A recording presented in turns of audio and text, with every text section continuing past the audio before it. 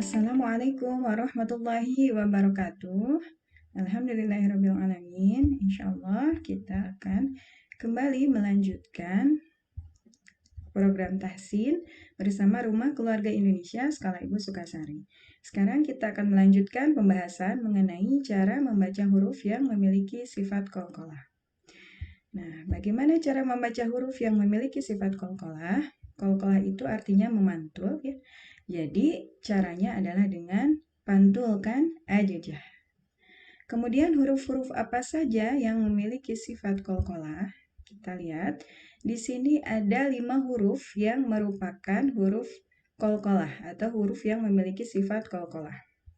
Yaitu ada huruf jim, huruf dal, huruf ba, huruf to, dan huruf ko. Untuk mempermudah menghafalnya, kita satukan atau dikumpulkan dalam kalimat baju di toko atau jadi batuko juga boleh seperti itu. Nah, ini untuk mempermudah menghafal kelima huruf qalqalah. Jim, dal, ba, to, dan qaf. Nah, qalqalah ini ada 3 jenis ya. Ada yang di tengah ayat atau yang biasa kita sebut dengan qalqalah sugro, kemudian ada yang berada di akhir ayat atau yang kita sebut sebagai qalqalah kubro, dan ada yang berada di akhir dan memiliki tasydid atau yang biasa kita sebut sebagai qalqalah akbar. Qalqalah ini, huruf-huruf yang memiliki sifat qalqalah harus dipantulkan ketika dia sukun. Misalnya di huruf jim. Ini huruf jim yang berada di tengah ayat. Qalqalah sugro ya. Seperti ini misalnya di surat Al-Balad ayat 10. Ini huruf jim. Seperti ini. Nah, ini dibacanya wahadainahun najdain. Ada pantulan huruf jim ya. Najdain seperti itu. Dan qalqalah itu bunyinya tidak boleh sama dengan hurufnya. Maksudnya kalau misalnya ja-nya ja seperti itu satu harokatnya, maka qalqalahnya tidak boleh lebih dari satu harokat atau cukup setengahnya saja. Aja seperti itu. Jadi tidak boleh sampai najudain. Tidak demikian dibunyikannya. Cukup setengah harokat dari hurufnya. Seperti itu untuk huruf jim yang berada di tengah ayat. Kemudian huruf dal. Sama ya. Wa ma adraka ma hiya. Seperti itu. Ada. Kemudian ba pun demikian. Sabha. Kemudian to pun sama. Fawasatna bihi. Nah, kalau di tengah-tengah ini biasanya kekeliruannya adalah terlalu volume suaranya lebih rendah daripada volume yang sebelumnya gitu, yang biasanya. Jadi fawasatu. Jadi itu lebih rendah volumenya sehingga tidak terdengar. Jadi pastikan volume suaranya sama sehingga terdengar. Fawasatu nabihi jam'a seperti itu. Kemudian di huruf qaf pun seperti itu. Tsumma amatahu fa'aqbarah. Seperti itu. Nah, itu untuk qalqalah yang berada di tengah ayat atau yang biasa kita sebut sebagai qalqalah sugro. Nah, kemudian qalqalah yang berada di akhir ayat seperti ini contohnya. Ini qalqalah di akhir ayat biasa kita sebut sebagai qalqalah kubro. Jadi huruf qalqalahnya itu berada di akhir ayat atau waqaf.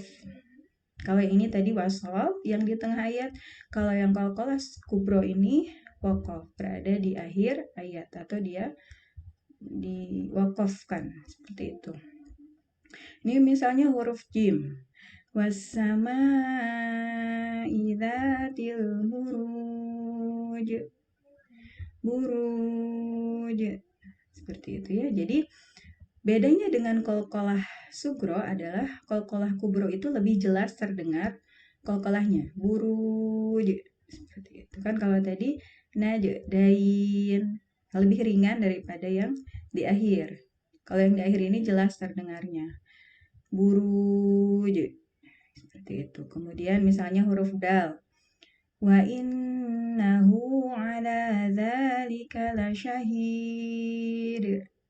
Lasyahid. Seperti itu. Kemudian yang ba, hadza syai'un ajib. Syai'un ajib. Seperti itu ya, insyaallah. Kemudian yang dha pun demikian. Wallahu min waraihim muhit. Muhit. Seperti itu ya, lebih jelas. Muhit. Atau yang ini bisyafaqah. Bisyafaqah. Kalau kita lihat perbedaannya ya, ketika ini kan ada dua, ada yang di tengah dan ada yang di akhir. Ini qalqalah sugronya, ini qalqalah kubronya. Ini fala uqsimu bisyafaqah.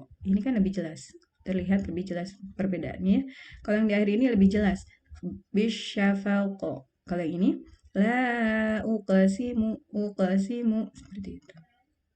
Nah, itu untuk qalqalah yang berada di akhir ayat. Nah, kemudian ketika membunyikan qalqalah pun tidak boleh suaranya itu menjadi terputus. Maksudnya seperti ada hamzah gitu. Misalnya was-sama'i dzatil buruj gitu.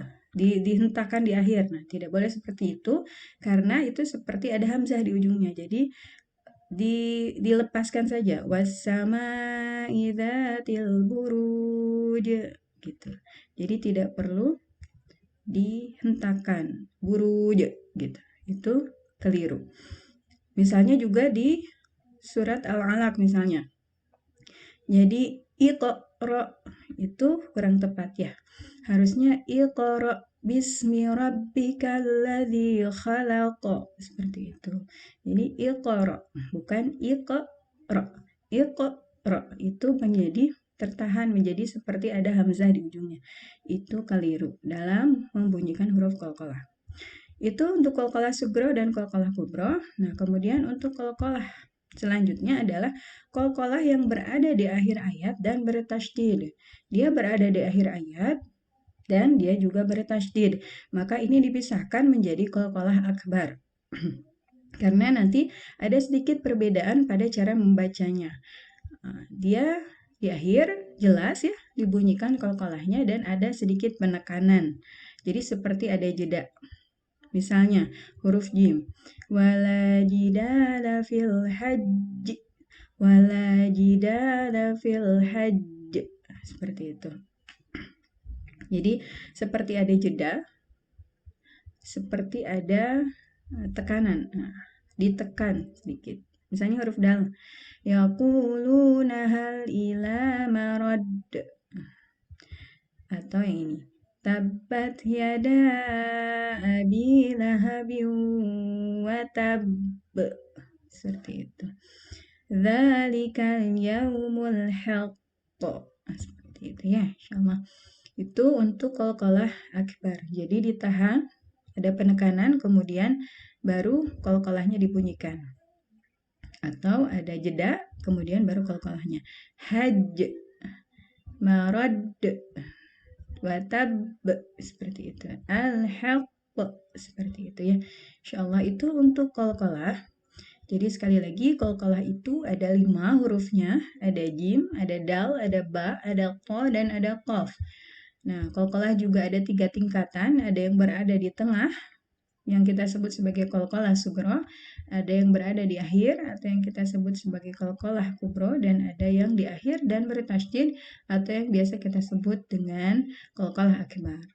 Nah, seperti itu saja yang bisa saya sampaikan. Mudah-mudahan bermanfaat. Jika ada yang salah, mohon untuk diluruskan. Saya sekali lagi mohon maaf atas kekurangan dan kehilafannya. Hatur nuhun, terima kasih. Assalamualaikum warahmatullahi wabarakatuh.